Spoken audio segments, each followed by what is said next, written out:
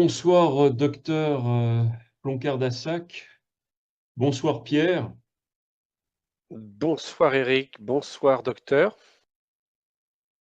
Bon, eh bien, cher ami, bonsoir Eric, bonsoir Pierre. Je vous écoute pour ce nouvel entretien. Alors, vous avez à plusieurs reprises alerté sur la politique belliciste de Macron qui subrepticement nous fait rentrer en guerre contre la Russie sans le moindre accord parlementaire et encore moins populaire. Donc, il vient d'annoncer qu'il fournirait des missiles longue portée à l'Ukraine. Un commentaire, docteur. Ça coule de source. Euh, C'est hallucinant cette histoire-là. Ils se moquent du monde. Parce que des missiles à longue portée, ça veut dire quoi? Ça veut dire que l'Ukraine va pouvoir lancer ses missiles sur le territoire russe. C'est donc une déclaration de guerre évidente de la France de Macron à la Russie. Voilà. C'est beau la démocratie, vraiment. Ces pouvoirs dits démocratiques s'arrogent le droit de déclarer des guerres sans demander l'avis ni du Parlement, et comme dans la question, et encore moins au peuple. Voilà. Non, mais cette histoire de l'Ukraine, c'est comme l'histoire en Israël. Nous sommes face à des guerres juives. Voilà. Macron étant juif, on comprend qu'il agisse comme ça. Ce sont ses intérêts, celui de ses amis. C'est le coreligionnaire. Non, mais ça commence à devenir plus que scandaleux. Il est temps que cet homme disparaisse. Ça va mal se terminer. Pour nous, ça va mal se terminer. Pour la France, ça va mal se terminer. Pensez-vous qu'il pourra arriver à ses fins malgré tout? Serait-ce l'opinion publique, même ce qu'il reste de l'armée française? C'est Comment difficile à vous n'êtes dire. pas Bon, devin, mais je pense tout de même que Poutine, à un moment donné, va trouver un moyen de faire comprendre qu'il faut arrêter la plaisanterie. C'est quelqu'un de patient, Poutine, c'est une chose qui m'a toujours frappé avec lui, il est patient, il donne des petits avertissements. Dernièrement, j'ai vu des commentaires d'officiels russes sur les pertes françaises en Ukraine. Sur le thème, vous continuez comme ça, ben, ça va continuer. Mais ça, bien entendu, le bon peuple de France ne sait pas que nous perdons des hommes là-bas.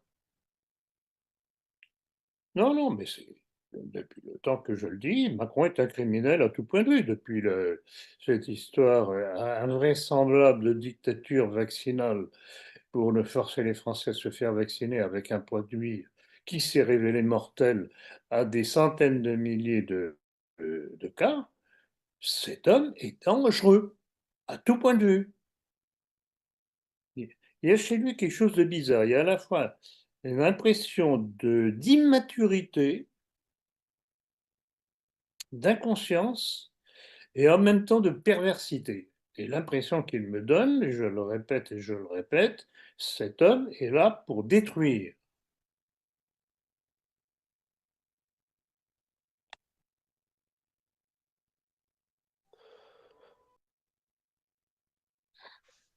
alors toujours en France, après la suspension de séance à l'Assemblée nationale, après que le député, LFI Sébastien Delogu ait brandi le drapeau palestinien, une très vive altercation a opposé le 28 mai dernier le député LFI David Guiraud à Meyer Habib, député apparenté LR, lequel s'est fait traiter, de porc et de cochon. Pouvez-vous nous dire ce qu'il y a de sous-jacent dans cette affaire qui a créé pas mal d'émoi sur la toile et dans les médias?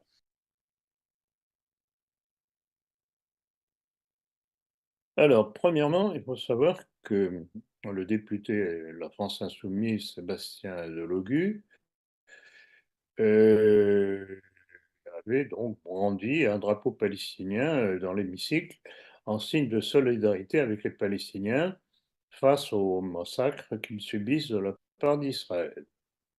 Alors, bien entendu, la police de la pensée est intervenue. Il a été suspendu. Donc, je ne sais plus quelle est la durée de la suspension, mais en tant que il ne peut plus intervenir et il perd ses émoluments. C'est beau la liberté d'opinion. C'est comme ça, quand on est en dictature, avec la police juive de la pensée, comme disait Annie Krigel, on l'oubliait. Et il ne faut pas s'étonner de ce genre de comportement. Donc, il avait simplement brandi un drapeau israélien. Je n'ai pas souvenir que des acclamations envers Israël, éventuellement même un petit drapeau israélien, aient jamais été sanctionné. Donc c'est toujours à double sens. Donc aussi, on sait, on voit très bien qui gouverne la France. Ou le drapeau ukrainien aussi, qui a droit de citer et qui Le peut drapeau être ukrainien, mais pour les mêmes raisons. présenté. Qui est tout le pouvoir en Ukraine? Qui est juif, voyons, c'est la même chose. Donc on voit très bien le fil directeur. Alors bon, on peut rire ou ne pas rire des appellations de cochon et de porc, etc. Je dois dire que le physique tout de même du meilleur Habib prête un petit peu à la plaisanterie. En plus de ça, c'est un personnage absolument ignoble. Je me rappelle plus, enfin, si je me rappelle, mais je me rappelle plus dans le détail. Il y a des années et des années, il a été non pas arrêté, mais enfin, on avait vu sur place en train de bastonner des manifestants. Je crois que c'était des manifestants lors d'une, je sais pas, une réunion pour la vie ou je sais pas quoi, bastonnant à un coup de manche de pioche les gens. Bon, bien entendu, il n'avait pas été arrêté, etc., etc. Donc Mais c'était vraiment un personnage ignoble. je peux vous donner les faits. C'était le 8 mai 1988. C'était un rassemblement pour célébrer Jeanne d'Arc, donc à l'initiative de Pierre Sidos. Et ils se sont fait passer, Bravo, ils se Pierre. sont joints au cortège. Donc ça, c'est les propos c'est la description donnée par un certain Thierry Attali, qui était un militant aussi assez violent de la cause juive, on va dire, du Bétard, je crois. Et Oui, notre meilleur Habib faisait oui, partie d'accord. de ce commando, mais c'est à coups de barres de fer, des barres de fer pleines, qu'ils ont bastonné des familles, enfin des gens. Il y a eu des blessés graves, enfin, des gens handicapés à vie, Oui, au point que tout à fait. les victimes ont été indemnisées par le fonds d'indemnisation des victimes du terrorisme. Donc on peut dire à ce titre que Meyer Habib est un terroriste. Effectivement, il a été condamné, et je ne sais pas s'il a dû faire une peine de prison, mais en tout cas, c'est extrêmement grave. Mais je pense pas, hein. Non, non. Non, non, mais c'est un personnage absolument ignoble. Ils se croient tout permis, ils savent très bien que ce sont eux qui gouvernent la France. Donc, pourquoi se gêner? Ils sont sûrs de l'impunité. Et on peut dire qu'il est très proche de Benjamin Netanyahou et de Gilles William Oui, tout à Golnadel fait. aussi, hein, c'est des Tout amis à fait, intimes. exactement, c'est ce que j'allais dire. Tout à fait. Non, donc, une belle breloque. Et là, sur l'intervention, donc et l'altercation entre David Guiraud et ce Meyer Habib, enfin moi j'ai vu les images, c'est David Guiraud qui s'adresse à des journalistes, hein, dans la salle des colonnes, je crois, et c'est Meyer Habib qui se déplace vers lui pour le provoquer, hein. Faut pas non plus, enfin je sais pas si vous avez Oui, vu tout à les fait. Ah, mais images. de toute façon, il est toujours dans la provocation. Et ensuite, il joue la victime. C'est typique de la communauté. Non, non, on n'en sort pas. Il se, je répète, ils savent très bien qu'ils jouent l'impunité et qu'ils ne risquent rien, donc ils y vont.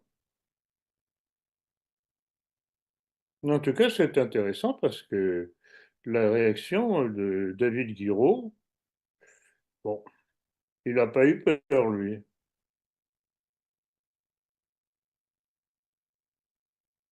Puisque nous parlions de Jeanne d'Arc au passage et que nous sommes le 30 mai, rappelons que c'est un 30 mai que Jeanne d'Arc a été brûlée. Oui, Oui, c'est c'est vrai. vrai. Ouais, oui, Et bravo. 1431. ouais, Oui. Ah oui, tout à fait, exact, voilà. exact, exact. Oui, oui. Et là, C'est Sainte Jeanne et d'Arc je me rappelle aujourd'hui. d'un texte, je crois, de Jean Kahn, de Jean Kahn, qui était le président de cette bidule juif ici en France, plusieurs bidules d'ailleurs, dans lequel qui disait que faire l'éloge de... Ah non, c'était pas Jeanne d'Arc, je crois que c'était Clovis. C'est Clovis qui faisait allusion, que c'était puissamment incitatif à la haine juive, C'était vis-à-vis de Clovis, hein. enfin des juifs. C'était Clovis, c'était C'était Clovis. Clovis, mais pour... Je l'ai publié dans ouais, mon livre Nationalisme français. Oui, non, je l'ai souvent publié ce truc-là, tellement c'est énorme comme déclaration. ouais. Ils osent tout, ils savent qu'ils peuvent tout se permettre. Donc, tant qu'on leur permet tout, il ne faut pas s'étonner. Nous ne sommes plus chez nous. C'était Clovis, et d'ailleurs ce pourrait être aussi bien Jeanne d'Arc vu l'état d'esprit de nos institutions actuelles. Ah, mais c'est de toute façon là, tout ce qui est référence Oui, à notre fondement national, voilà, pour eux, c'est une insulte. c'est ça. Donc, pour en revenir à l'actualité, que pensez-vous du voyage de Macron en Nouvelle-Calédonie sous prétexte de calmer la situation? C'est le pompier incendiaire. Donc il est allé faire beaucoup de vent, fait beaucoup de promesses. Et je vous rappellerai aussi ce qu'il avait fait en Corse, dans des circonstances à peu près semblables. On va vers un glissement progressif et de la Corse et de la Nouvelle-Calédonie, et peut-être je ne sais pas quoi encore après, vers une soi-disant indépendance dans l'interdépendance, comme disait De Gaulle à propos de l'Algérie. On sait comment ça s'est terminé. Hmm. Donc voilà, je vous dis, cet homme est là pour détruire, pour nous détruire, pour détruire la France. C'est la vieille haine juive contre tout ce qui est français. On n'en sort pas. Euh, Alors, ce qui est tout de même intéressant, j'ai tout de même parcouru un petit peu la presse. Les appréciations quant à son voyage sont tout de même assez intéressantes à signaler quand même. Et notamment le magazine Le Point, qui s'interroge. Donc je cite, peur du vide, la perte de repères, la conséquence d'une fatigue mentale, d'une forme de surmenage. Notre président donne l'impression depuis quelques semaines de courir après son ombre. Courir, il ne court pas, il galope. Il est en sur-régime, comme atteint d'une fièvre endiablée d'ubiquité. En Nouvelle-Calédonie, ne restant sur le caillou en feu qu'une petite journée, balayant la notion du temps, si chère au chef coutumier, grand consommateur de palabre, il est passé en coup de vent dans le rôle du shérif de la métropole, remontant sur son destrier supersonique comme il était venu, les mains vides. Oh, c'est pas mal décrit. Donc, en fait, c'est ça qui est intéressant tout de même, c'est que les médias commencent à trouver que cet individu n'est pas normal. Et même si au début, ils l'ont soutenu, les gens tout de même à se dire, on est gouverné par qui? Ce type est pas normal, il est fou, il est quoi? Donc, c'est intéressant, c'est bon à prendre. Et le point continué, omniprésent sur tous les terrains, le suractif président veut occuper tous les rôles. Mais plus il s'agite, moins il semble servir son camp. C'est même intéressant comme opinion, ça. Donc on verra. Et moi, je pense que de plus en plus de gens, et notamment dans la presse, fait, les gens constatent que Macron, c'est un vide intellectuel abyssal, doué d'une perversité. Je ne sais pas comment le décrire. Honnêtement, psychiatriquement, je ne sais pas comment le décrire. Mais en tout cas, je constate simplement que cet homme est dangereux, c'est un destructeur.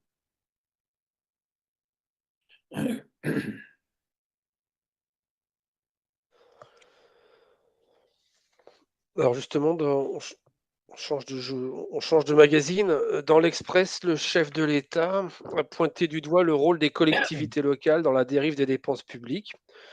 Le vice-président de l'Association des maires de France et maire de Sceaux, Philippe Laurent, réagit sèchement. Qu'en pensez-vous? C'est typique de Macron, d'ailleurs il n'est pas le seul, les Sarkozy et tous les autres, quand ils font leur mauvais coup et qu'on en voit les conséquences, ah c'est pas moi, c'est... Alors là, franchement, il va fort parce que je regrette beaucoup, c'est lui qui est au gouvernement, non? Il a un ministre de l'Intérieur à la personne de Bruno Le Maire, les déficits se creusent de façon vertigineuse, euh, sous prétexte de sa politique, quoi qu'il en coûte, on fait emprunt sur emprunt sur emprunt, notre dette est absolument abyssale. Et ensuite, il vient me dire, ah, c'est pas moi, c'est eux. Hein? Ah oui, ce sont les collectivités locales. Ah, les méchantes. Ah, mais c'était à hurler. C'était à hurler. Ben, je comprends pas qu'il n'y ait pas des Français, et quand ils se déplacent, qu'ils ne la palguent pas, je cassais la gueule.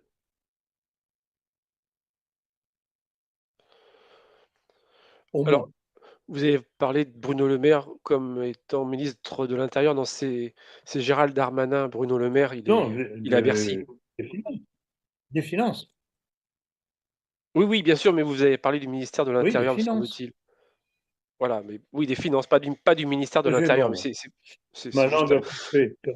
voilà. Oui, non, Mais tout à fait. effectivement, la France est désormais, je vois un tweet, la France est désormais l'un des 5 pays les plus endettés au monde avec une dette dépassant les 3 000 milliards d'euros. Effectivement, c'est vraiment Macron le destructeur, enfin Macron Rothschild, la destruction de la France, hein.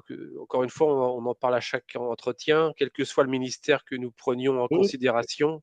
C'est une destruction systématique et je dirais, c'est pas accidentel, quoi. et ça a commencé avec le trio infernal, Sarkozy, Hollande, Macron, de même origine.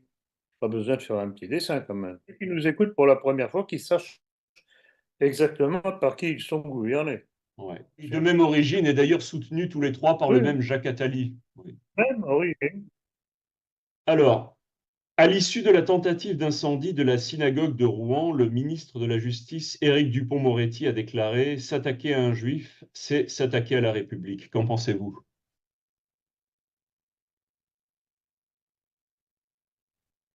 Il a raison.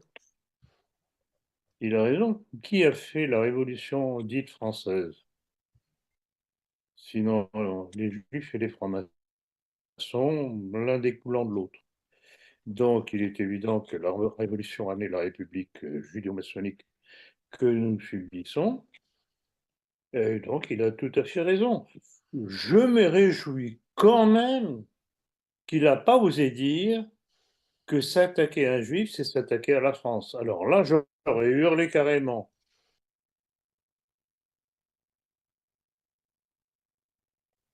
Non, mais cet homme a tout à fait raison.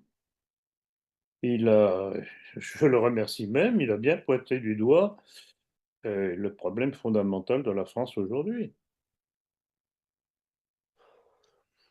Vous voulez dire Cette la nature profonde? appartenance.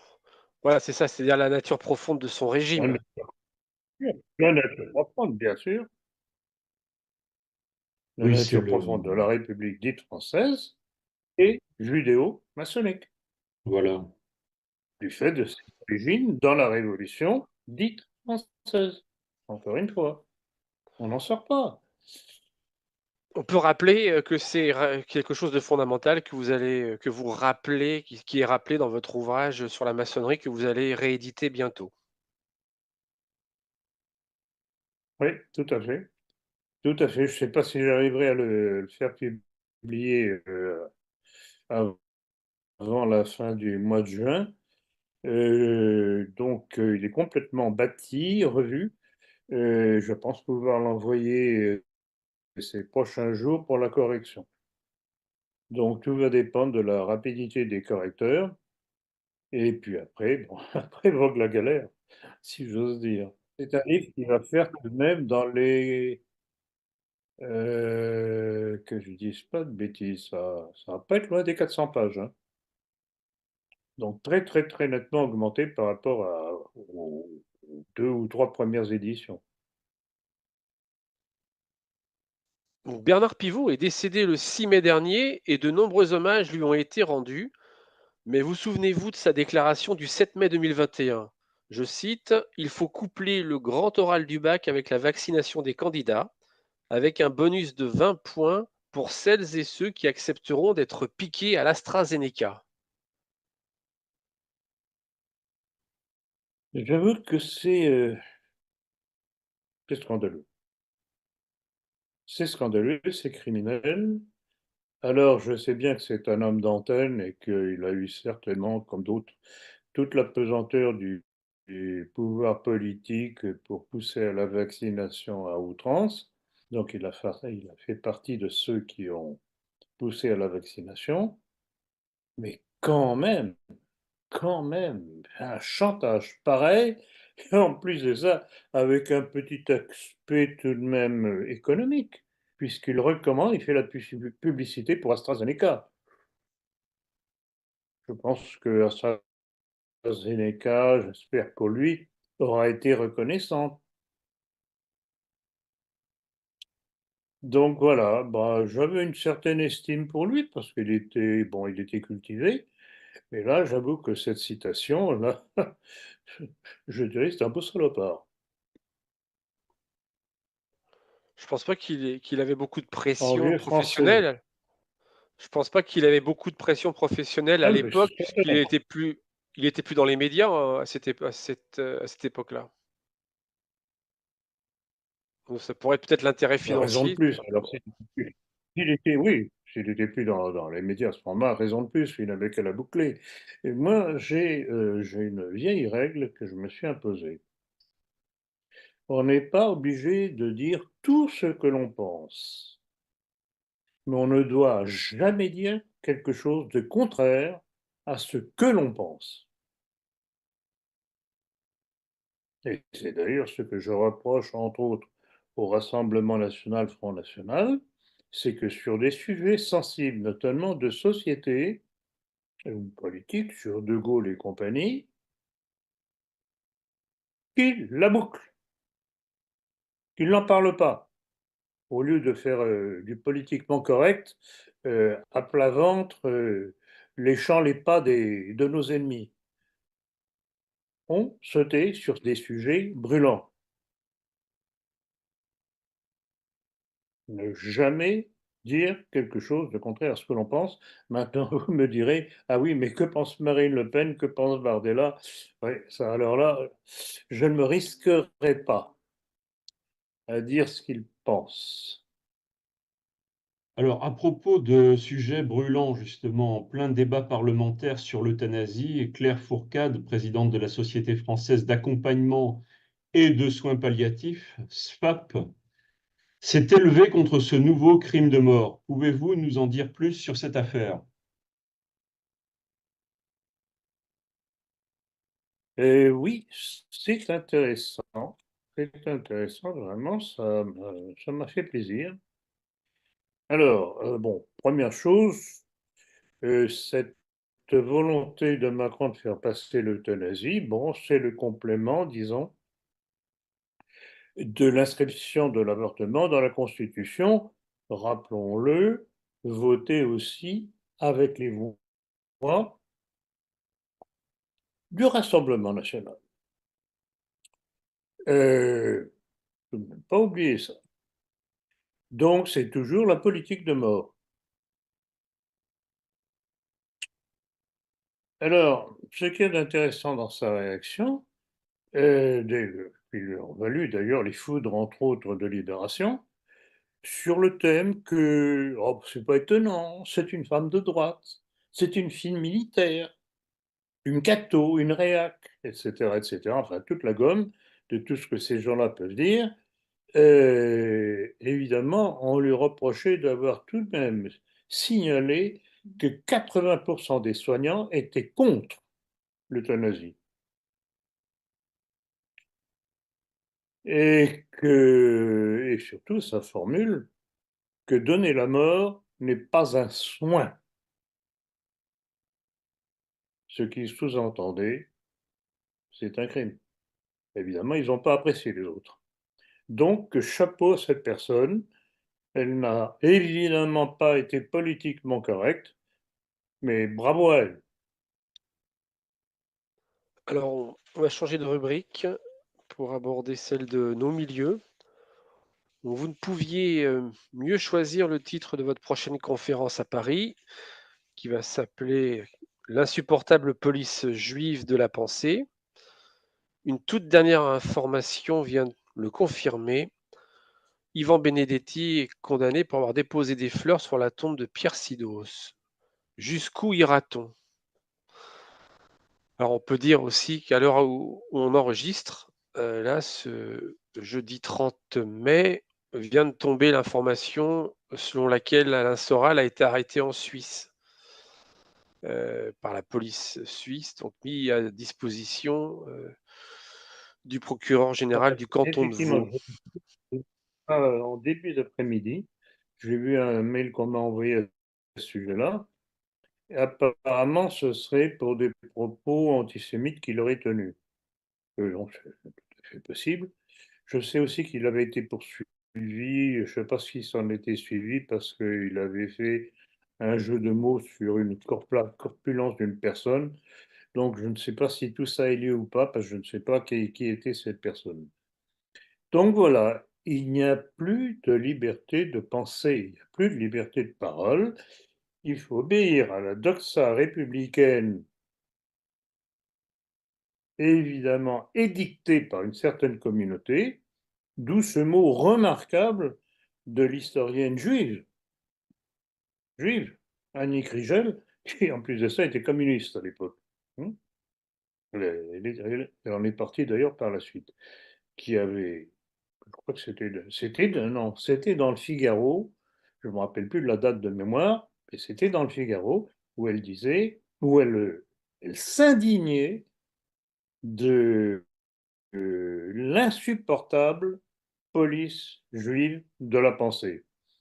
Et justement, j'ai trouvé que c'était un bon titre pour ma prochaine conférence à Paris le 8 juin. Donc, je vais avoir le plaisir de rappeler quelques petites choses à ce sujet-là. C'est une déclaration qui avait dû être publiée en 91 ou en 90 dans le Figaro. Oui, suite, Ça Je faisait crois que suite, c'était 90. ça faisait suite à la loi Guesso, enfin tout à Fabius, fait, Alors, Guesso. On devrait d'ailleurs dire la loi Fabius, hein. oui, c'est-à-dire, tout à fait. oui. Tout à fait. Non, mais vous savez très bien que périodiquement, bon, je fais des analyses, je pense quelque peu tranchantes sur un certain nombre de personnalités juives du fait de leur politique nocive pour la France, mais je dois reconnaître aussi que dans cette communauté, il y a des gens honnêtes et courageux. Et je salue Annie Krigel. Elle a dit exactement ce qu'il fallait dire, c'est une évidence. Dans la France d'aujourd'hui, et pas simplement en France, c'est mondial, il y a une police juive de la pensée qui est insupportable. Et je compte bien déballer là-dessus le 8 juin. Et alors, le 8 juin, pour ceux qui seraient distraits, je rappelle lourdement, ce n'est pas à 15 heures, mais à 17h30 à l'espace Hermès. Donc, même adresse. Mais 17h30, et non pas 15 heures. Oui, donc puisque nous parlions d'Ivan Benedetti et de Pierre Sidos, c'était ce Pierre Sidos, ce même Pierre Sidos qui avait soulevé cette interrogation puisque nous sommes dans un régime, donc dans des institutions qui prônent la séparation entre l'Église et l'État, qu'en est-il des relations entre la synagogue et l'État? Et c'est une question qui méritait d'être posée. Ah oui, oui, non, mais bien entendu. Mais, euh, ben, vous n'aurez qu'à me la poser le 8 juin, lors de ma conscience, Voilà, si par hasard j'ai oublié d'en parler. voilà. Non, mais c'est quand même hallucinant de vivre dans un pays où le simple fait de s'interroger sur les relations entre la synagogue et l'État prête à, non seulement à polémique, mais aussi à des poursuites. Où va-t-on? Où va-t-on? Dans un pays, Écoutez, voilà, encore ce matin, je crois, sur Radio Classique, j'étais en train de me raser, oui, et j'entendais, je ne sais plus quelle était la personnalité qui s'alarmait des menaces qui planent sur les Juifs en France. Alors, évidemment, du fait des événements en Palestine, donc ils ne sont pas coupables de ce qui se passe en Palestine, non, non, ils ne sont pas coupables. Et qui réclamaient encore plus de renforcement pour protéger les sites juifs, etc., etc. Mais les églises en France peuvent brûler. Elles ne sont pas surveillées, elles ne sont pas gardées. Comme disait Drummond, c'est la France juive. C'est un livre fondamental pour tout nationaliste français. oui. Et je rappellerai une chose, tout de même ça vaut la peine de le rappeler, c'est que c'est ce livre qui a fait basculer mon père à 16 ans, ayant trouvé ce livre dans les étagères de la bibliothèque de mon grand-père paternel. À partir de là, il a tout compris et ça a guidé toute sa vie, pour le meilleur et pour le pire, d'ailleurs. Et c'est ce qui a changé en partie, je dirais, l'histoire de notre tradition intellectuelle, puisque c'est à partir de cette conversion que tout ce qui s'en est suivi nous a permis d'être là où nous sommes aujourd'hui et d'avoir cet entretien, finalement. Ouais. Tout à fait. Tout à fait. Mais c'est ça qui est fabuleux, c'est que c'est une chose que je répète toujours. Les principes ont une logique. Qu'ils soient bons, qu'ils soient mauvais, c'est exactement la même chose. À partir du moment où on adhère à un principe, à une idée, tout va découler logiquement. Donc il est préférable tout de même d'adhérer au bon principe. Or, comment différencier un bon principe d'un mauvais principe? Par les conséquences qui s'en suivent. Quelles sont les conséquences qui ont découlé des sophismes de la Révolution dite française? La France d'aujourd'hui. Alors, si vous êtes heureux, ben, tant mieux pour vous. Ah oui, tout à fait. Et donc, c'est pourquoi on peut dire aussi qu'en dépit de son ancienneté, l'ouvrage d'Édouard Drummond reste et restera d'une actualité remarquable. Ah, tout à fait. Il avait tout vu, il avait tout parfaitement décrit, ce qui lui avait valu déjà à l'époque de nombreux procès. C'était un honnête homme. C'était un honnête homme. Et comme quoi, déjà à l'époque, la police juive de la pensée était en action. Évidemment, ils n'aiment pas beaucoup qu'on lance le projecteur sur leurs agissements. Et puis c'était en plein dans toutes les prévarications de la Troisième République, etc. On trouve toujours les mêmes derrière, hein, toujours les mêmes. Ouais, non, j'allais juste rappeler que bon, il y a une troisième personne. On a évoqué Benedetti, Alain Soral, mais on a également Jérôme Bourbon qui a Et été Jérôme condamné Bourbon à aussi, oui. 43 000 euros, dont 23 000 euros de jours amende. Donc voilà, toujours dans cette démarche de museler ou de faire taire toute opposition sérieuse, on va dire. Oui, Jérôme Bourbon aussi, oui. Oui, bien sûr. Oui, alors là, justement, j'avais un doute, j'en ai pas parlé parce que j'avais un doute. Il me semblait avoir vu passer que Jérôme Bourbon aussi avait été pris pour cible. Pas la première fois d'ailleurs. Donc visiblement, il y a une contre-attaque, enfin il y a un durcissement en ce moment du régime. Ah oui, non, tout à fait, il y a un durcissement, et je pense que ça a un lien avec les événements en Palestine. Je pense que sentant monter l'antisémitisme en France, comme d'ailleurs à travers le monde en ce moment, ils se durcissent parce qu'ils sentent le danger pour eux. Oui, par rapport effectivement aux événements internationaux actuels et aussi dans la lignée, bien entendu, de la fameuse circulaire Darmanin du 10 mai 2023, qui a fait tant de dégâts déjà. Oui. Voilà. Alors, puisque nous parlions d'Édouard Drummond dans la tradition de nos ouvrages, je voudrais citer un auteur plus récent, moins connu, mais j'ai trouvé cette citation intéressante et à propos. Donc, c'est issu d'un ouvrage qui s'appelle Le Grand Festin des collabos de Christophe Rouet. Donc, j'avais préparé cette citation pour aujourd'hui. Donc il dit, comme nous venons de le voir, ce qu'il est convenu d'appeler le fascisme a de nombreuses racines venant d'horizons divers. C'est de cet espace multiforme que vient sans doute aujourd'hui exprimer la mauvaise habitude de traiter tout et n'importe quoi de fasciste. L'exemple le plus ridicule est sans doute le slogan potache de mai 1968, CRS, SS. Mais au-delà, et encore plus grave, l'interdiction du débat par ceux-là même qui écrivaient jadis, il est interdit d'interdire.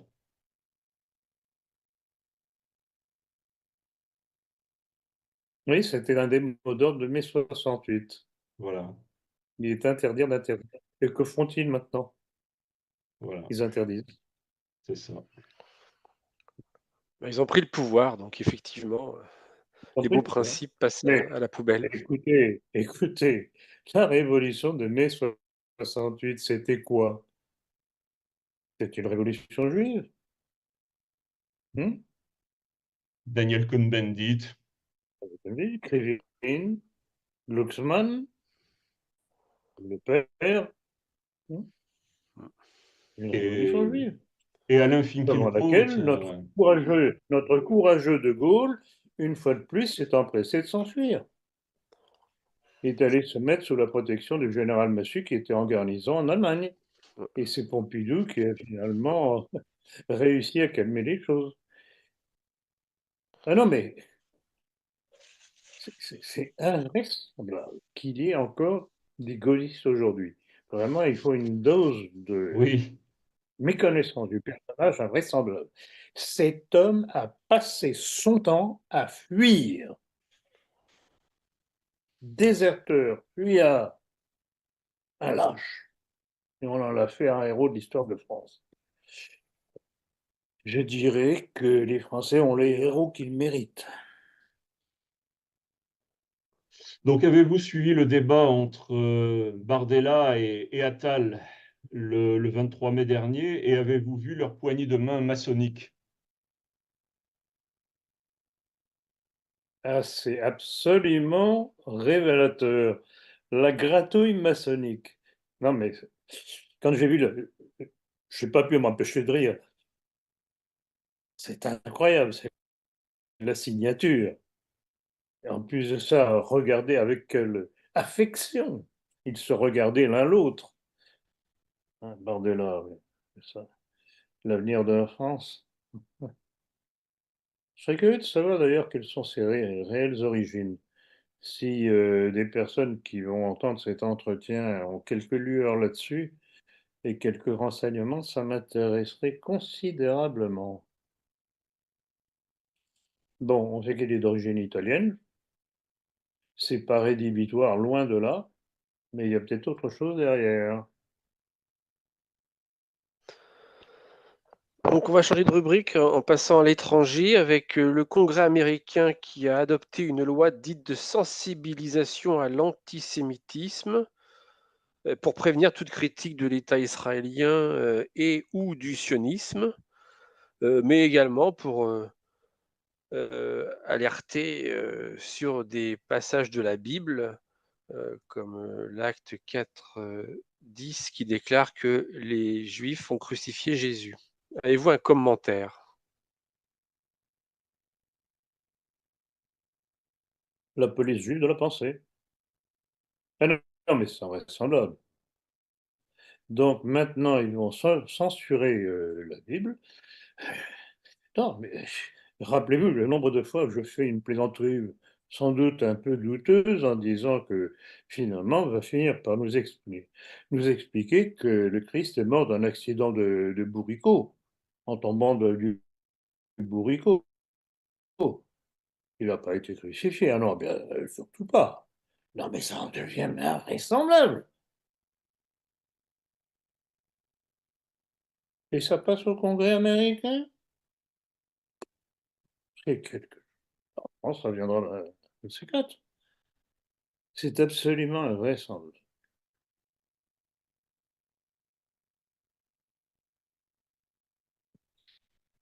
Donc les atrocités d'Israël à Gaza sont telles que même l'Express s'en indigne et titre, je cite, Guerre entre Israël et le Hamas, Rafah, l'horreur de trop. Fin de citation. Une autre citation, les frappes sur un camp de réfugiés le 26 mai illustrent le cynisme et la cruauté du gouvernement de Netanyahou, bientôt poursuivi pour crimes contre l'humanité. Un commentaire, docteur.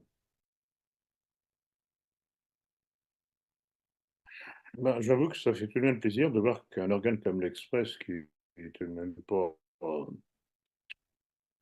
particulièrement de notre famille, tout de même commence à avoir la nausée devant les crimes d'Israël en Palestine. Et quand je vois tous ces hommes politiques, qu'ils soient français, qu'ils le soient américains, etc., prenez par... Qui a réagi dans le camp du Rassemblement national contre les atrocités? Silence. Silence, ou pire encore, dire ah oui, mais Israël a le droit de se défendre. Mais, il y a un petit problème là. Israël est venu s'installer sur les terres des Palestiniens. Qu'est-ce qu'ils font là? Qu'est-ce qu'ils font là-bas? Hein? Ils ont le droit de se défendre? Ou est-ce que ce sont les Palestiniens qui ont le devoir de se défendre et le droit de se défendre? C'est vraiment, c'est ce qu'on appelle l'inversion accusatoire. Toujours la même chose. Et, et on a des images. On voit des colonnes de flammes, des enfants en train de brûler. Ça rappelle les bombardements britanniques et canadiens sur la ville de Dresde, rappelez-vous, pendant la dernière guerre.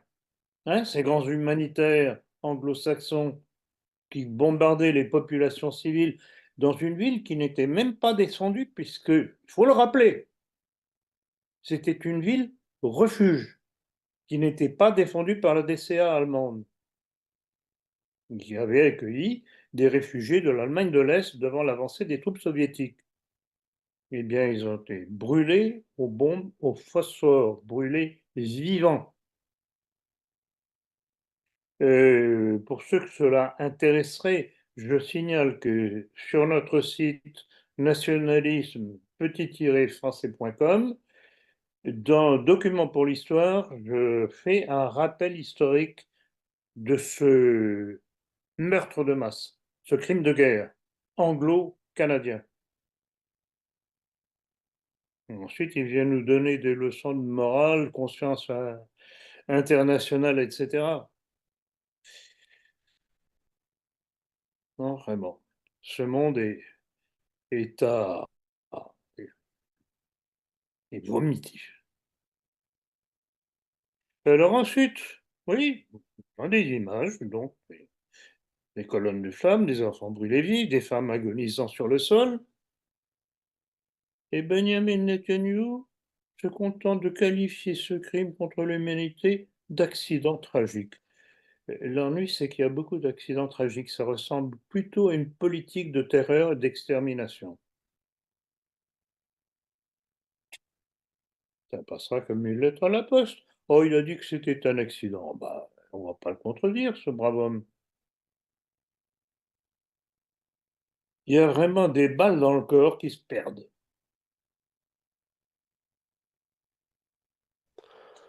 Alors justement, sans revenir forcément là, en arrière sur nos milieux, une question qu'on n'a pas posée, mais que pensez-vous des déclarations de Gilbert Collard et de Marion Maréchal Hawk à ce sujet? C'est pas dans la liste, hein, Philippe, mais parce Oui, que oui. la CPI a quand même émis un mandat d'arrêt contre Netanyahou et son ministre de la Défense, Yoav Gallant, pour crime de guerre. Alors,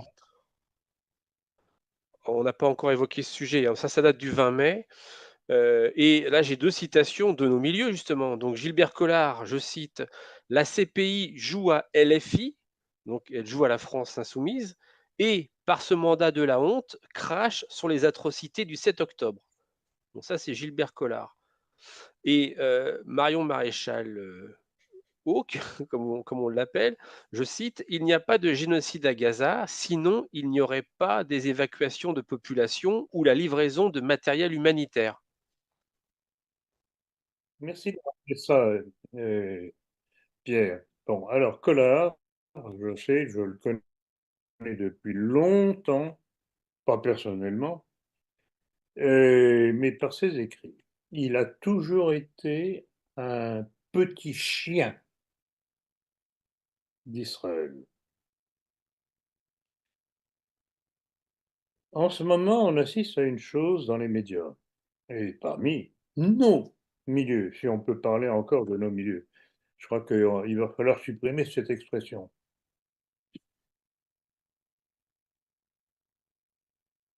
Ils partent du 7 octobre pour dire encore le crime du 7 octobre, etc. Bon, d'accord, mais le 7 octobre, ce que le Hamas a fait, et d'ailleurs de façon remarquable, stratégiquement, ça a été remarquable. C'était quoi? C'était la réponse à tous les crimes d'Israël, perpétrés depuis la naissance d'Israël. Je peux même rappeler les massacres dans les camps palestiniens, Chabraj et Shatila, euh, comment ça s'appelait, Tantura. Non, ça n'a pas existé ça. Donc c'était une réponse des Palestiniens mûrement préparée pour se venger, il faut dire le mot, pour se venger des crimes atroces des Israéliens, toujours dans la stratégie de terroriser et de pousser les Palestiniens dehors pour prendre leur terre. Et eux n'ont pas le droit de se défendre. Ah non, ailleurs que les Juifs. Ah bon, d'accord. Et donc voilà. Donc, quand j'en vois les Collards, les Marion Maréchal, Houck, dont le père, je le rappelle, a été un des membres du Mossad, et en se vantant d'être d'ailleurs très largement rétribué. Ça fait plaisir, tant mieux pour lui.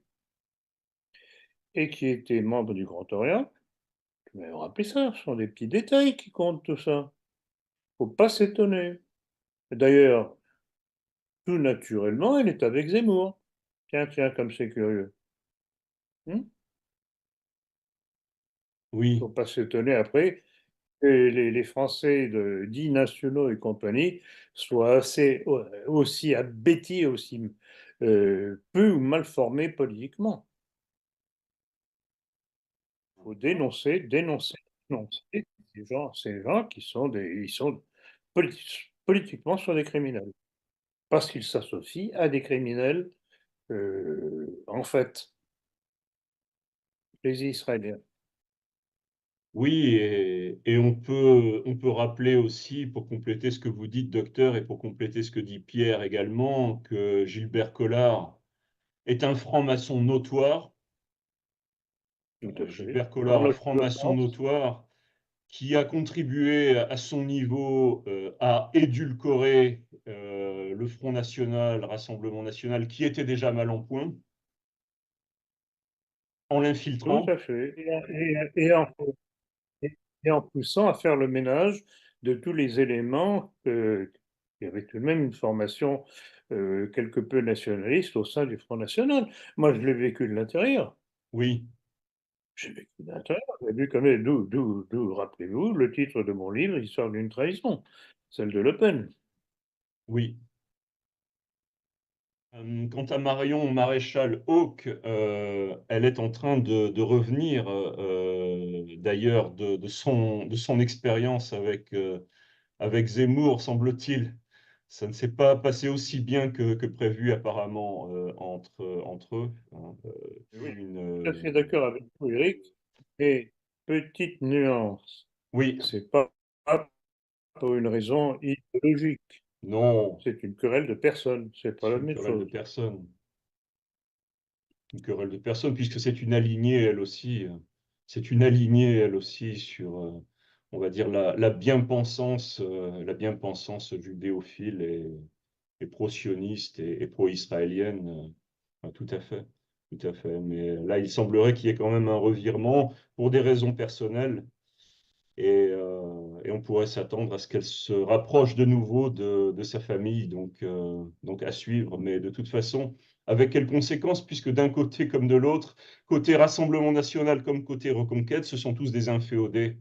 Inféodés à Israël, inféodés à l'Union européenne. Donc d'un bord ou de l'autre, comme vous dites, docteur, après tout, ce n'est qu'une question de Rien à voir personne. de ce genre-là.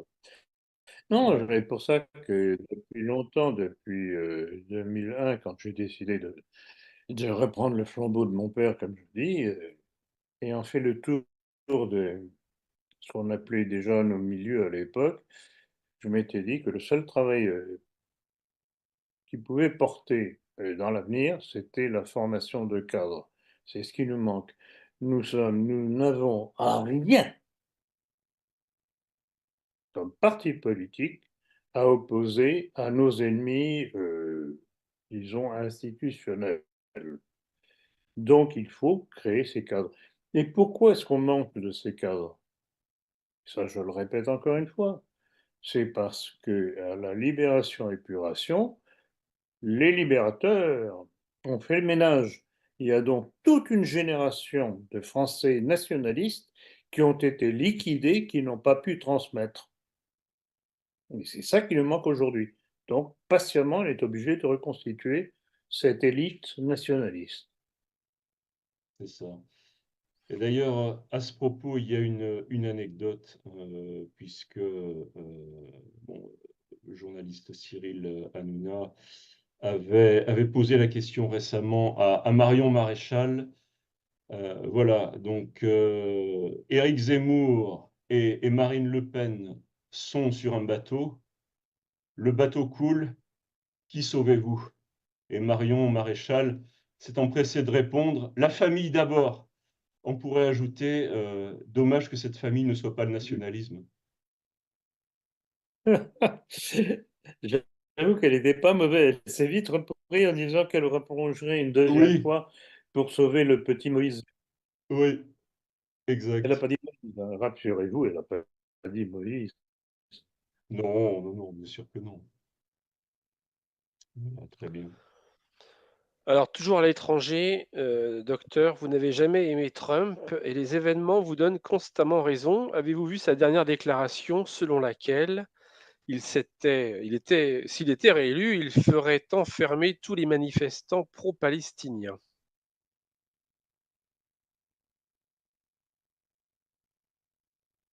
Que voulez-vous que je vous dise? Non, dès tout son parcours d'homme politique que l'on connaît, quand il a été président des États-Unis, il a toujours été à plat ventre devant Israël. Son beau-fils, Jared Kushner, était son grand conseiller en politique internationale, donc évidemment à plat ventre devant Israël. Il n'y a rien à attendre de cet individu. Et je suis toujours sidéré de voir comment parmi même certains de nos amis, certains disent: «Ah mais Trump, quand même, il est bien». À la limite, je vous dirais froidement, je préfère Biden. Vous vous rendez compte? Trump aussi, petit rappel quand même, a des origines juives allemandes. Ceci expliquant cela. Comme on dit, quand on gratte, on trouve toujours. Il faut toujours creuser, creuser, creuser. Alors, ne croyez-vous pas que la politique de terreur aveugle va se retourner contre Israël et provoquer bien pire que le 7 octobre, qui n'était déjà qu'une réponse au crime d'Israël?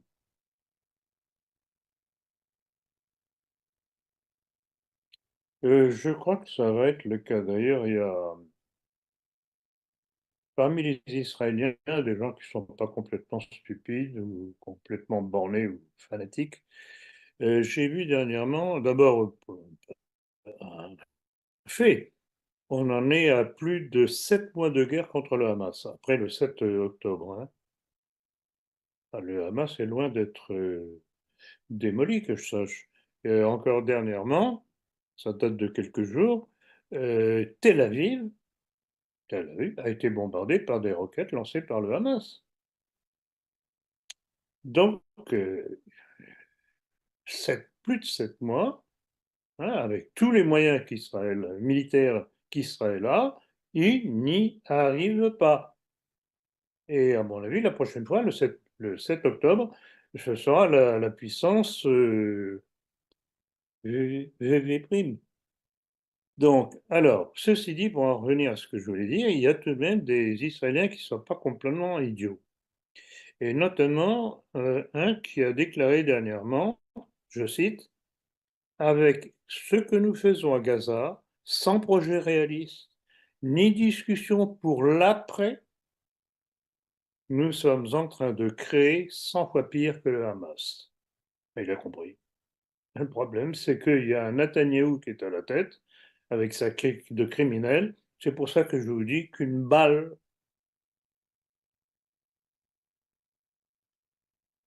pourrait peut-être pacifier les choses. Et si je dis ça, je m'appuie sur une déclaration que je répète encore parce que je la trouve remarquable et tellement juste. Cette déclaration du cardinal de Richelieu à propos de Luther. Vous savez que les guerres de religion entre catholiques et protestants, ça a fait des centaines de milliers de morts. Et Richelieu, réfléchissant sur cette période triste de l'histoire de France, disait: si on avait empoisonné Luther, que de sang n'aurait-on pas épargné à l'Europe? Tout est là. Devant un individu dangereux qui met en danger des centaines de milliers de vies par son comportement, par sa politique, ne serait-il pas préférable justement de supprimer un individu plutôt que de faire périr des centaines de milliers de personnes à cause de sa politique? Je pose la question. Alors justement, c'est au-delà de la personne de Netanyahou, même de son parti, du Likoud, si on pose froidement le problème, notamment celui de la profondeur stratégique de ce pays et du projet sioniste, c'est une étape pour eux dans leur esprit, c'est-à-dire faire main basse sur cette zone déjà, Gaza, puisqu'on a découvert qu'il y avait des ressources gazières, voire pétrolières également au large des côtes de cette zone de Gaza. Donc il y a une Stablement, espèce de jusqu'au boutisme. Il y a pas de fin en fait. attendez bien. Attendez. Le 7 octobre, opération remarquable militairement parlant, bien planifiée, etc. Mais il y a une chose qui a tout de même étonné. Vous savez très bien, je l'ai écrit dans la politique, je l'ai dit lors d'entretiens, je l'ai mis dans certaines conférences parmi les dernières sur le sujet. Je suis persuadé qu'Israël était au courant, donc a laissé tuer volontairement même pas mal d'Israéliens qui en ont été victimes, pour seulement la justification à rayer la Palestine de la carte, ce qui est en train de se faire. Netanyahou n'a pas voulu réagir, n'a pas voulu prévenir l'attaque de façon à avoir cet argument pour le massacre qu'il prévoyait déjà. Ils veulent supprimer toute notion même d'existence de Palestiniens. Tout doit devenir Israël. Et ils en sont même déjà à prévoir l'invasion du Liban. C'est une étape qui s'inscrit dans un projet plus vaste, celui du Eretz Israël, du Grand Israël. En tout cas, c'est leur dessein, c'est leur intention. Après, est-ce qu'ils vont y arriver? C'est une autre question. Alors oui, vont-ils y arriver? Ça, c'est une autre histoire, parce que tout de même, et le Hamas, déjà, ils n'y arrivent pas. Il ne faut pas oublier qu'il y a tout de même le Hezbollah, et qu'ils sont en guerre avec le Hezbollah. Tous les jours, il y a des bombardements, des affrontements, et ça ne se passe pas nécessairement très bien pour Israël. Et puis, il ne faut pas oublier tout de même ce que l'Iran a fait dernièrement. Alors ça, j'ai trouvé absolument admirable. L'Iran a donc voulu, vous le savez, petit rappel tout de même, pour ceux qui ne le savent pas, l'Iran a réagi au bombardement de son consulat à Damas, c'est-à-dire en Syrie, par l'aviation israélienne. Ils ont pris leur temps, ils ont tout préparé. Et alors, c'est curieux. Bon, vous, moi, enfin n'importe qui, ça serait dit, bon, on va prendre Israël par surprise. Ben non. Les Iraniens ont prévenu Israël et les alliés d'Israël, donc la Jordanie et compagnie, du jour et de l'heure de l'attaque. Et le plus beau, d'après ce que l'on sait, d'après ce que j'ai pu voir dans les différents documents qui m'ont été envoyés, c'est qu'en dépit de cet avertissement, de cette mise en garde, les missiles iraniens ont percé le fameux dôme de fer des Israéliens et il y a eu de la casse. Alors, imaginons le jour où l'Iran, poussé dans ses retranchements, dit bon, maintenant ça suffit, Israël ne veut pas comprendre et continue, eh bien, on va lui faire payer un peu plus cher. Et rappelez-vous ce que je disais dernièrement d'ailleurs, je pense que si l'Iran a osé faire ce qu'il a fait, c'est qu'ils ont déjà, ou ils sont très près de l'avoir, ou ils ont déjà la bombe atomique. Donc on va arriver à un équilibre de terreur nucléaire au Moyen-Orient, ce qui aura une énorme importance parce que c'est à l'abri de cette terreur nucléaire qu'Israël jusqu'à présent dicte sa politique au Moyen-Orient. On verra la suite. Donc c'est dans ce contexte que l'Arabie saoudite a décidé de supprimer de ses livres de classe tout matériel anti-israélien. Donc comment ose-t-il devant les massacres de civils palestiniens par Israël? C'est hallucinant. Alors, bon, cela ne peut surprendre que ceux qui ne savent pas tout de même quelles sont les ascendances de l'Arabie saoudite. Il y a tout de même faudrait que je revienne d'ailleurs là-dessus, c'est un de ces quatre. J'ai quelques documents là-dessus assez probants, comme quoi la monarchie saoudienne a quelques origines, vous voyez ce que je veux dire. Ils ont d'ailleurs joué toujours un jeu, on ne sait pas très bien où ils sont à un moment donné ou à un autre. Donc, C'est surprenant, mais sans l'être tellement quand on sait ce qu'il y a derrière. Mais c'est scandaleux, absolument scandaleux.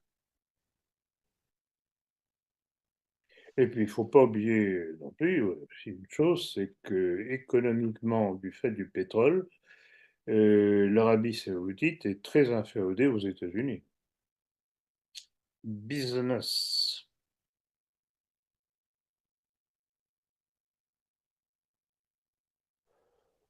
Alors, preuve qu'Israël s'enferme dans sa politique de terreur, l'Espagne, l'Irlande et la Norvège ont décidé, à la grande fureur de l'État d'Israël, donc de reconnaître l'État palestinien.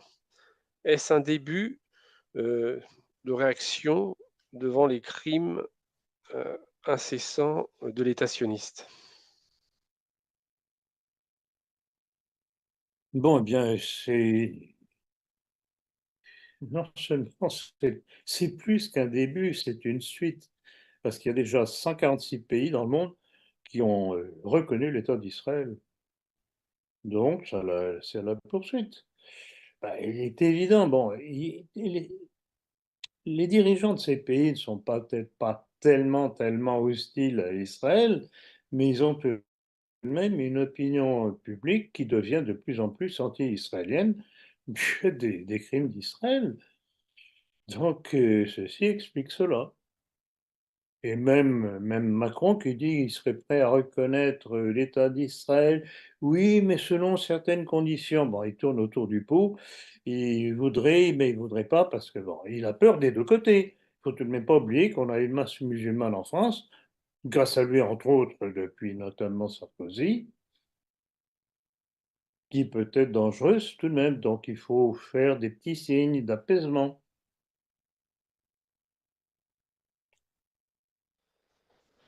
Donc, selon le site Veterans Today, la Russie a déplacé 11 sous-marins nucléaires dans l'océan Atlantique, chacun transportant de 6 à 16, voire 32 missiles, pouvant contenir de 6 à 10 têtes nucléaires euh, chacun.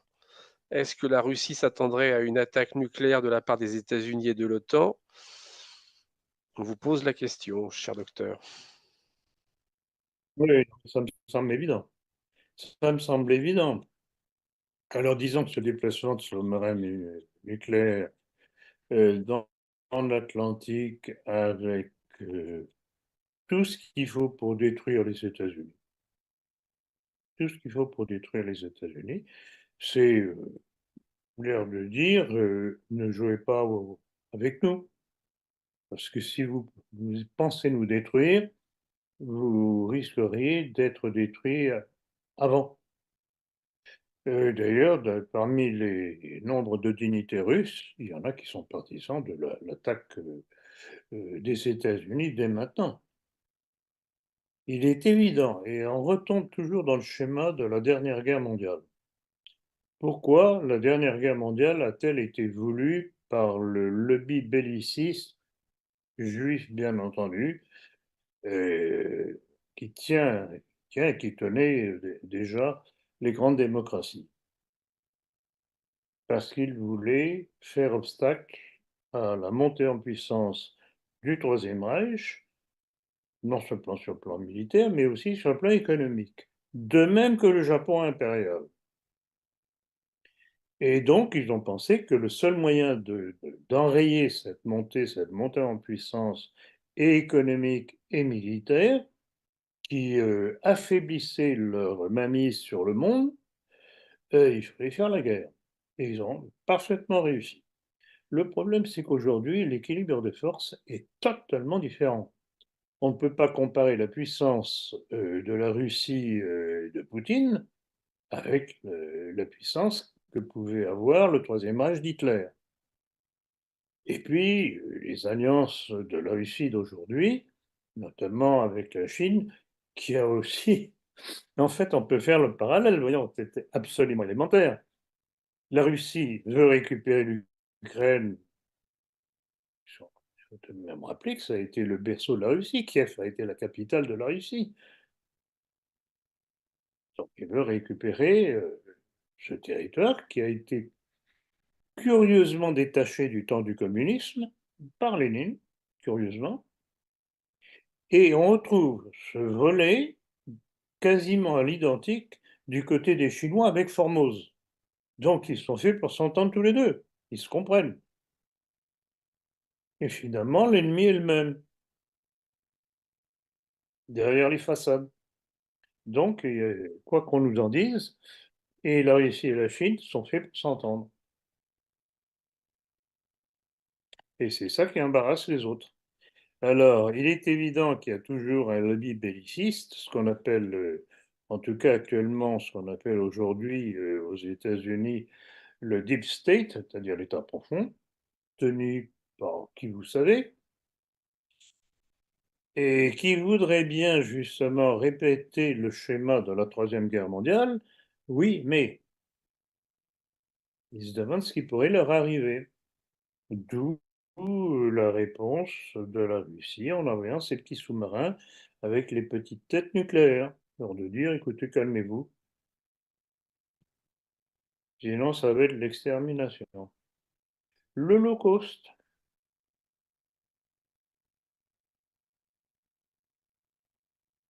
Alors, un autre sujet, on apprend qu'à la Journée mondiale de l'enfance au Vatican le week-end dernier était programmé le spectacle d'un travesti devant des enfants à l'initiative du Vatican.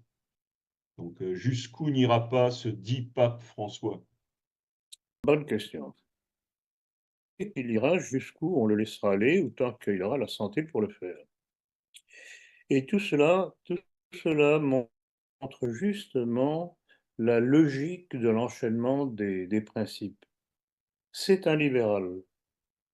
Donc, en fait, tout ce qu'il fait, toutes les décisions qu'il prend, au détriment de l'Église catholique et au détriment même de la société, découlent de ça.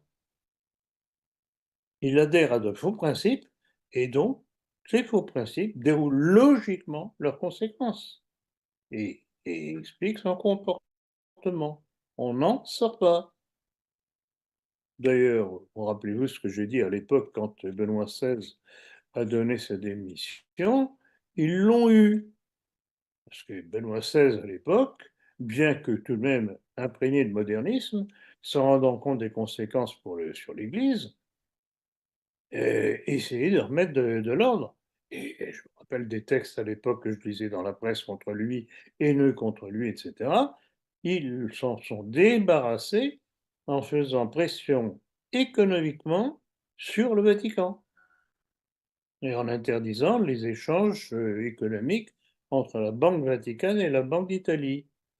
Et je le rappelais d'ailleurs, je suis d'ailleurs souvent, mais à l'époque, je le rappelais dans un numéro de la politique.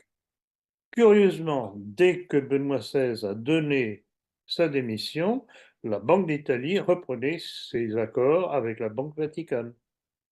C'était la preuve. Ils avaient obtenu ce qu'ils voulaient.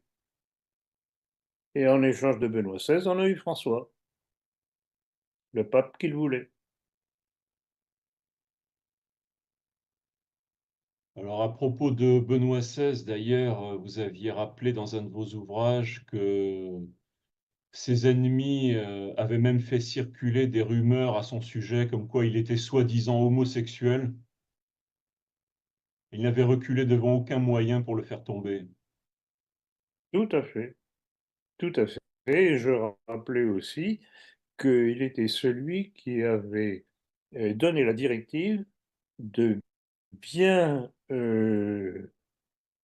analyser le comportement des séminaristes avant de les amener à la prêtrise, justement pour éviter l'introduction d'éléments homosexuels dans le clergé. Tout à fait. Non, il n'était pas mal, il n'était pas si mal que ça, Benoît XVI. Et il commençait à comprendre.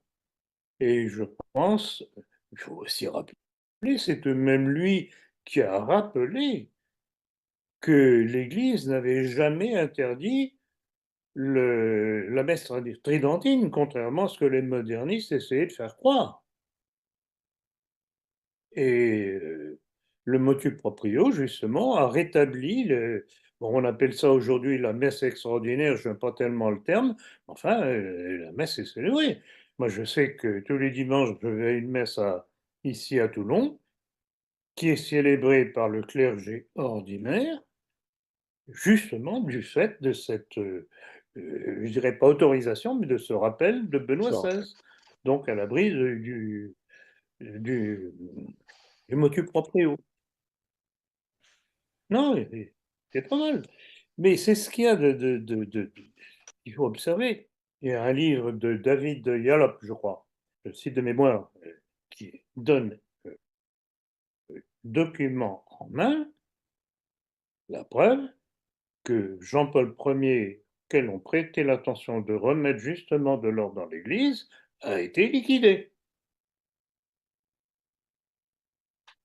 Alors évidemment, liquider Benoît XVI, ça aurait fait beaucoup de papes mourants les uns après les autres, ça aurait paru d'ailleurs, donc ils l'ont poussé dehors autrement.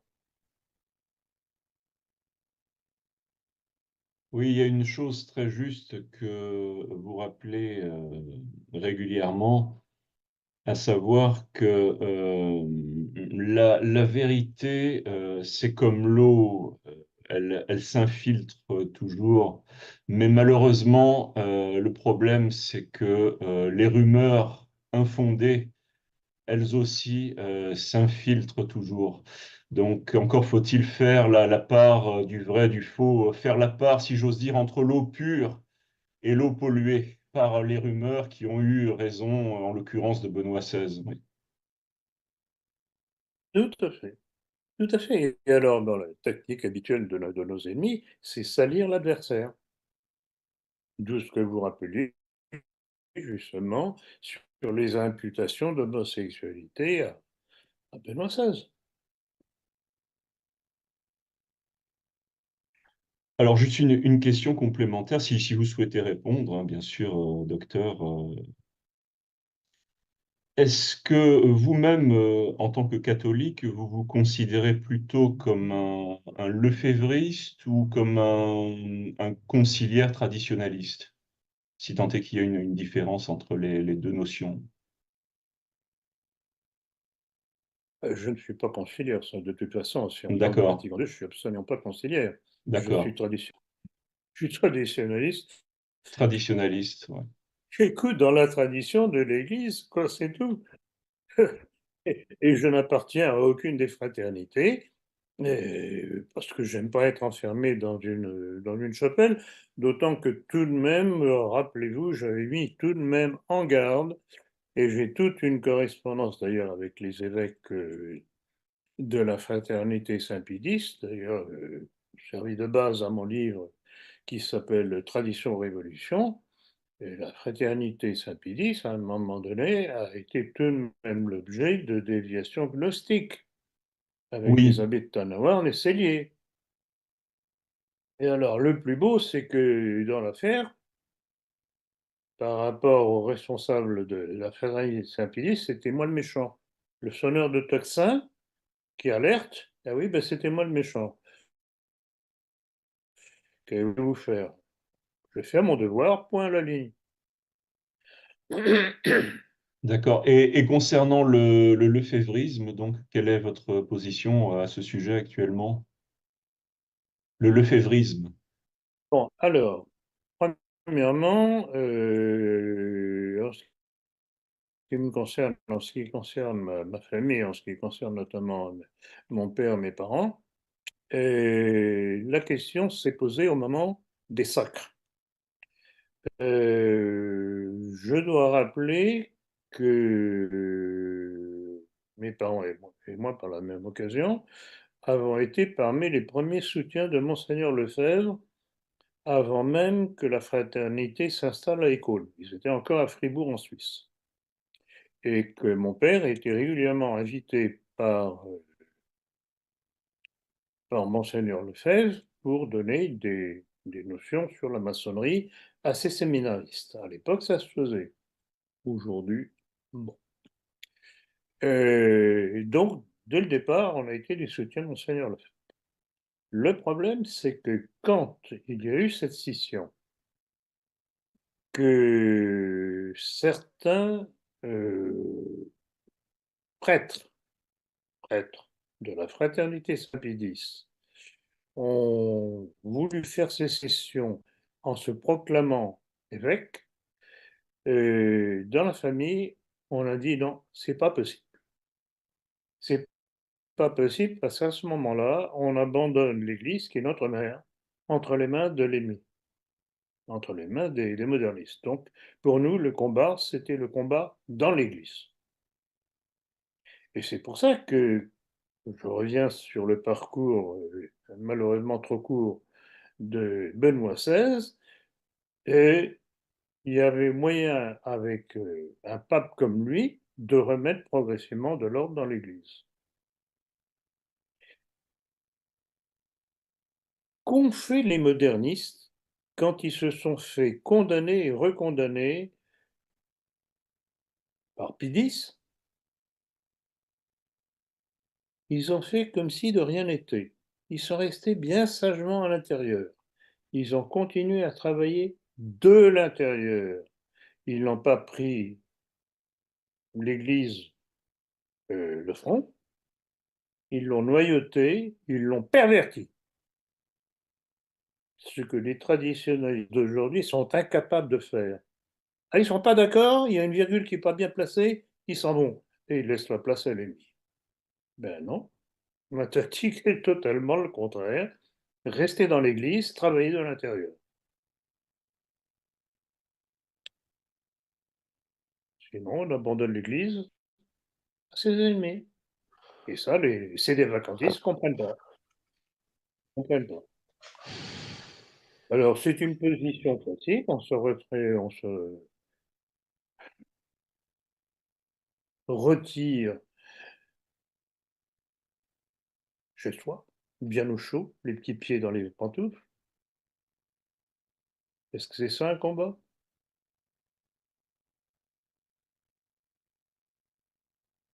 Ceci dit, leur critique de Rome est juste, mais la stratégie est fausse.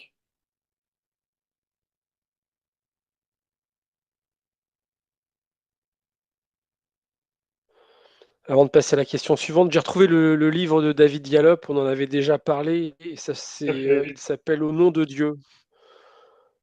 In God's Name, au nom de Dieu. Effectivement, bon, sacré doute sur les circonstances de la disparition de Jean-Paul Ier, hein, ça c'est sûr. J'en parle d'ailleurs dans la maçonnerie.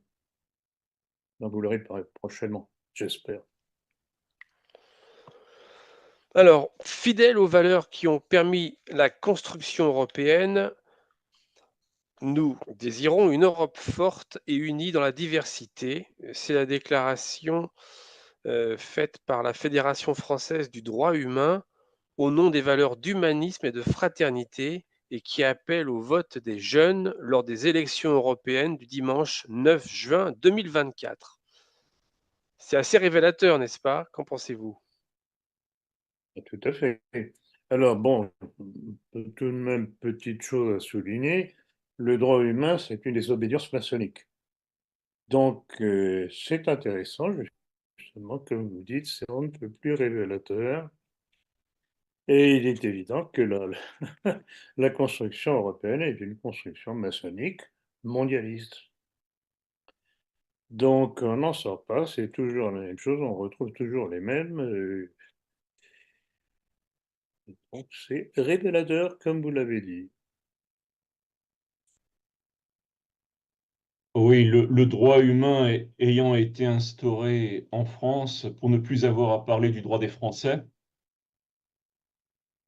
hein, c'était bien commode d'étendre le droit à la prétendue universalité humaine pour du coup reléguer la France au second plan et même à l'arrière-plan. Voilà. Et D'ailleurs, à c'est ce toujours le même propos, logomèche. ouais. Quelles que soient les facettes que se donne ou les facettes plutôt, que se donne la maçonnerie, c'est toujours le même discours, humanisme, etc. Le bonheur des peuples, etc., etc. Oui, oui, Donc, oui. vous verrez ça dans mon encore plus documenté que dans les premières éditions, dans la prochaine édition. Euh, beaucoup d'éléments nouveaux que j'ai trouvés, des choses intéressantes vraiment. C'est un combat. C'est ça. C'est un combat pour la survie de la société. Sinon, on va au chaos. Et d'ailleurs, rappelez-vous le titre de mon dernier ouvrage, De l'ordre of chaos au nouvel ordre mondial. Pour eux, il faut détruire le monde tel qu'il était, c'est-à-dire tout le monde bâti par l'expérience des siècles et surtout le, le- le christianisme.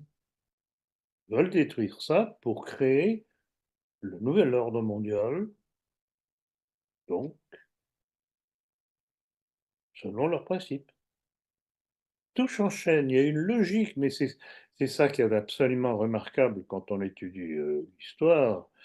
Euh, il faut beaucoup lire pour comprendre, parce qu'évidemment, selon tel ou tel auteur, il y a tel et tel éclairage. Donc il faut arriver à voir, voyons, qui a raison, est-ce que les événements se sont produits comme un tel l'annonçait, etc., etc., etc. C'est passionnant, je vous dirais que le travail des historiens, c'est quelque chose de passionnant, que j'assimilerais d'ailleurs à un travail d'inspecteur de police,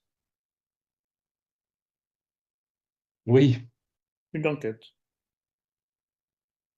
oui, d'ailleurs, à propos de la bien-pensance humaniste habituelle, quand on décrit, par exemple, le Rotary Club et le Lions comme des cours extérieurs de la franc-maçonnerie, je pense que vous êtes d'accord. Oh, tout à fait. Tous les clubs services, Voilà, tout ce qu'on appelle les clubs services, et les Kiwanis, je ne sais pas quoi encore, tous. voilà. Et ce sont d'abord, ce sont des structures qui ont été créées par la maçonnerie. Ce sont des réunions, disons, sociales. Oui, Et dans tout ce milieu de gens tout de même de bonne société, la maçonnerie repère les éléments qui pourraient être amenés un petit peu plus loin, etc. c'est J'en ça. parle, là aussi, j'en parle dans mon livre La maçonnerie. D'accord. Pour ceux qui nous entendraient, si vous êtes dans un club service, observez bien, vous verrez la manœuvre. Hein. Et ne soyez pas du pire des clubs service, c'est le Rotary. C'est le Rotary, oui. Ouais. Le Rotary. Le pire des clubs service, c'est le Rotary.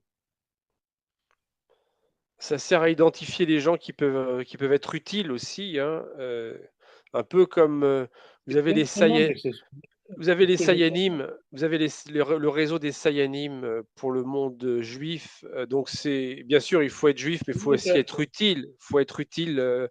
Ils vont pas prendre n'importe qui, ça sert à rien. Donc des gens qui sont dans le médical ou garagistes ou qui sont je sais pas moi, qui travaillent à Air France, ce genre de choses. Et sur le plan Et donc la synthétique, grande à suivre, hein. et je dirais, bah, ces clubs-là La grande, paramaçonniques, c'est que surtout ces structures paramaçonniques ont la même fonction, mais pour le côté synthétique de la juiverie, c'est-à-dire, la maçonnerie. ah, mais de toute façon, et ça je le démontre par leur propre texte dans mon livre sur maçonnerie, la maçonnerie est une créature juive. Et c'est ce qu'il y a d'extraordinaire avec les textes que je cite, leurs propres textes, c'est-à-dire des textes juifs, des textes maçonniques, ce sont eux-mêmes qui le disent, qui s'en revendiquent. Donc, c'est pas d'affreux anti-maçons ou anti-juifs qui le disent, ce sont eux-mêmes qui le disent et qui le proclament. Et quand vous regardez toute l'iconographie maçonnique, ce ne sont que des symboles juifs. Donc, mais ça, bon, je laisse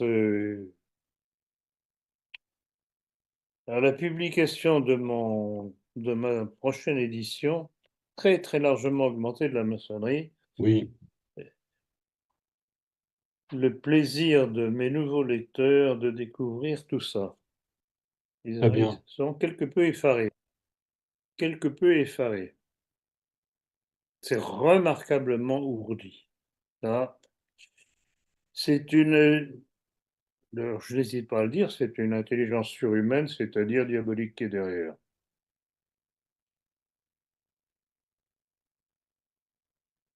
Très bien. Et un ordre comme les chevaliers de Malte, par exemple, qu'est-ce que vous en pensez par rapport à cette problématique? Alors, oui, bonne question. Bonne question, c'est difficile d'y répondre. Bon, apparemment, sur le plan humanitaire, ils font des choses pas mal, bien que je n'ai jamais entendu parler dernièrement de collecte pour les Palestiniens. Euh, c'est c'est une structure en principe religieuse, euh, mais on sent tout de même des influences qui ne sont pas tout à fait catholiques. C'est difficile à- à cerner, mais n'encouragerai personne à rentrer à l'ordre de Malte ou dans l'autre ordre, c'est quoi l'ordre du Saint-Sépulcre, l'ordre du D'accord, Saint-Sépulcre. Il y a plein de braves gens dedans, incontestablement. Mais les influences qui jouent dessus sont pas toujours très nettes. d'accord, d'accord. Très bien. Et je dirais que l'un des sports les plus favoris de ces structures-là, c'est de demander de l'argent. Évidemment, évidemment. Oui, C'est très pompeux, tel cap, etc., etc. Mais enfin, bon. Alors évidemment, dans la société, ça pose d'être ceci ou d'être cela, mais enfin, bon, c'est de la vanité. bien sûr, bien sûr. Bon, très bien. Donc, on passe à la question suivante. Les médias se sont bien gardés d'en parler. Le brouillage russe rend inefficaces de nombreuses armes fournies par les États-Unis. Aussi, Kiev a dû cesser d'utiliser certaines armes américaines en raison des capacités de guerre électronique de Moscou, ont déclaré des responsables ukrainiens. Cela ne rejoint-il pas vos analyses? Alors, bon, ça rejoint en tout cas des analyses de spécialistes que je cite. Je ne viens pas de moi. Je cite des gens qui sont au courant de ces choses-là et que je répercute, et notamment, il y a un certain nombre de spécialistes américains qui disent des choses tout à fait sensées, très honnêtement. Donc je les répercute, donc ce n'est pas moi, j'en suis pas l'auteur, je ne fais que les retranscrire, de les faire connaître. Alors, incontestablement, bon, ça c'est une chose que je sais déjà depuis longtemps, que j'ai déjà signalé depuis longtemps, c'est que d'ailleurs j'ai fait remarquer qu'en fait, la prochaine guerre serait une guerre électronique. Alors, ça pourrait éviter éventuellement des massacres de masse si la guerre se cantonne à une paralysie de l'adversaire. Ce serait intéressant ça. Et apparemment, c'est ce qui est en train de se passer, justement. Bah, le brouillage russe, je répète en partie la question que vous donnez, le brouillage russe rend inefficace beaucoup d'armes que les États-Unis ont envoyées à l'Ukraine. Et ça, c'est évidemment la mauvaise surprise et pour les Ukrainiens et pour les États-Unis, parce que, bon, pour les Ukrainiens, parce que ça leur sert à rien, et pour les États-Unis qui se disent, mais face à la Russie, qu'est-ce qu'on peut faire? Nous sommes paralysés.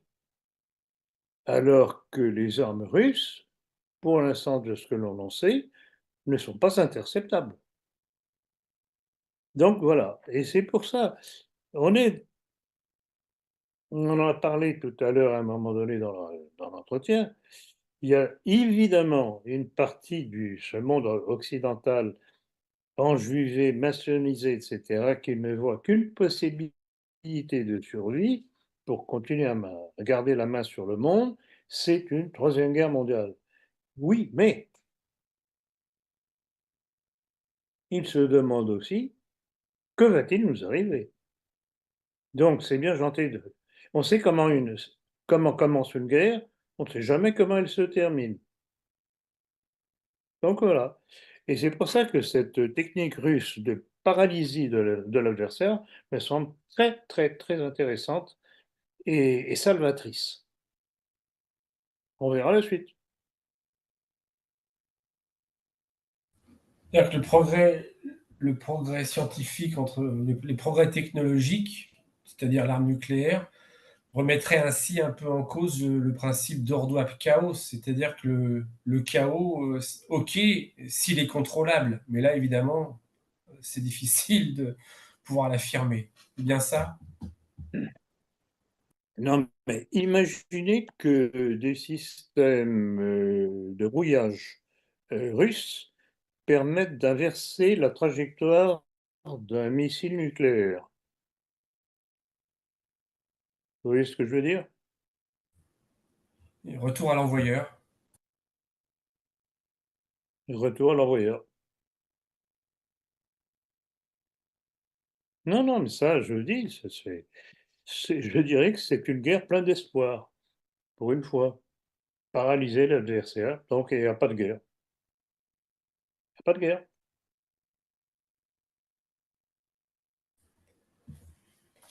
Alors la guerre, c'est bien sûr, c'est sur les champs de bataille, mais c'est également dans les médias ou sur le plan sociologique avec la pénétration des sociétés.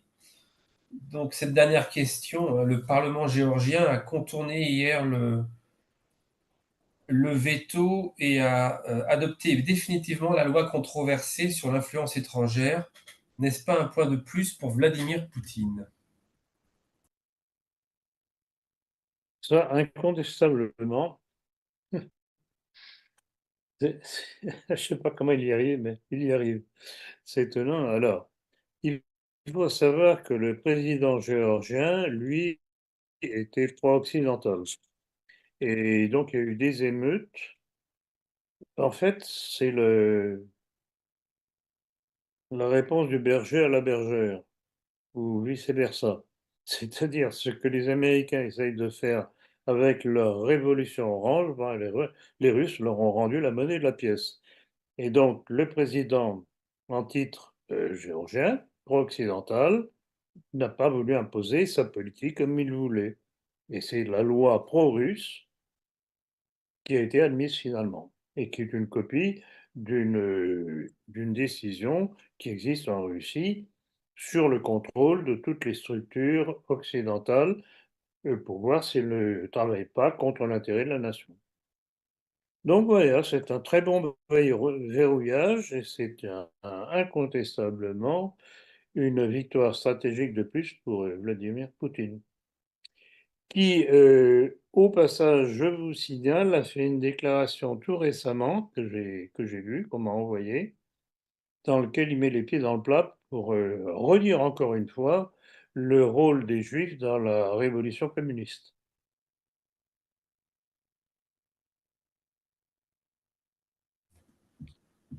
Avis à Hélard et compagnie.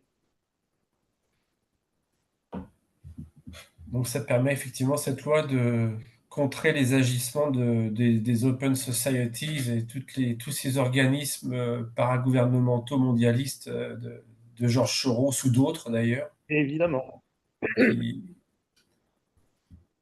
évidemment. Mettre chez soi. dont on a vu les effets d'ailleurs en Arménie, pays voisin, puisque ça a permis de porter au pouvoir un Pachinian Alors, par contre, Nicolas en Arménie, Pachinian, qui a c'est pas été... gagné. En Arménie, c'est pas gagné. Non, c'est pas gagné, parce qu'effectivement, Pachinian, c'est un Soros boy, on va dire. Et effectivement, il a été réélu en plus. Il y a un parallèle à faire avec Macron. Très bien, docteur Eric. C'était la dernière question. Il y a beaucoup de sujets. Forcément, on ne peut pas tout traiter, hein, mais on parlait d'une accélération tout à Non, l'heure mais un je petit crois peu. tout de même qu'on a passé au crible les choses les plus importantes. Voilà, on n'a pas parlé de Mais, l'assassinat, la alors, tentative oui, d'assassinat du président slovaque, enfin du premier ministre slovaque oui, Fico. exactement. Et, Oui, tout à fait. Tout à donc voilà, oui, malheureusement, tout à fait, oui. on n'a pas Bon, parlé de apparemment, ils l'Eurovision. n'ont pas réussi à l'avoir, mais... Ah, ah, ah. Alors, le plus beau, je ne sais pas si vous avez vu ça, en fait, c'est un transgenre, donc homme, qui a reçu le prix d'interprétation féminine. À Cannes. Ah oui, Oui, oui, vous avez oui. compris?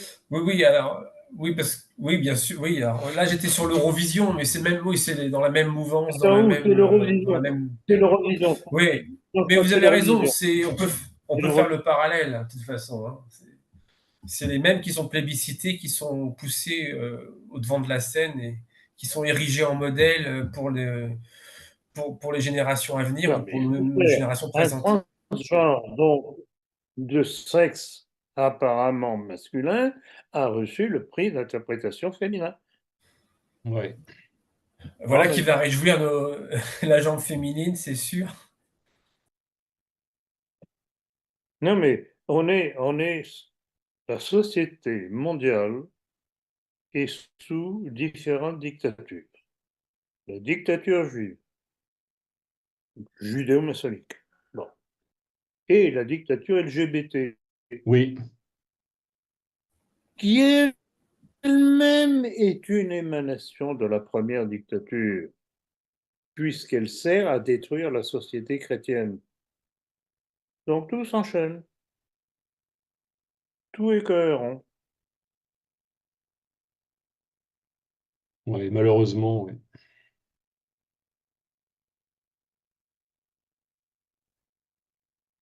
Bon, eh bien, écoutez, c'est bien dommage qu'il n'y ait pas d'autres questions. C'est très agréable de discuter et d'échanger, parce que c'est pas simplement la question et ma réponse, c'est le fait que vous puissiez à votre tour réagir sur ma réponse et ainsi de suite.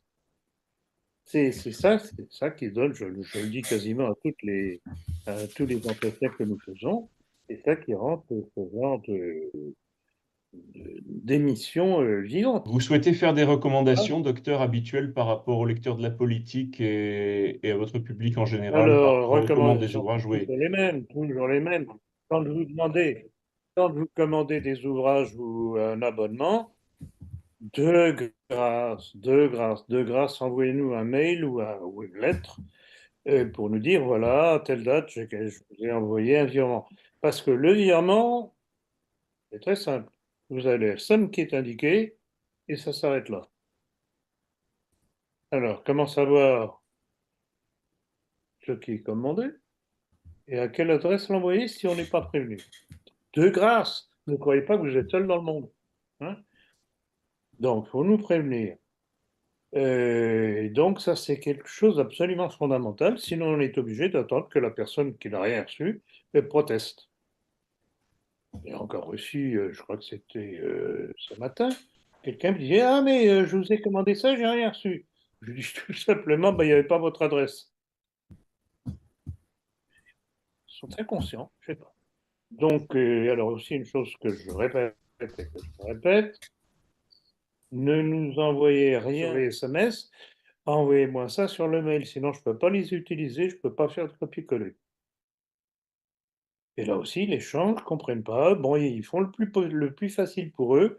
Le problème, c'est que ça ne sert à rien. Donc,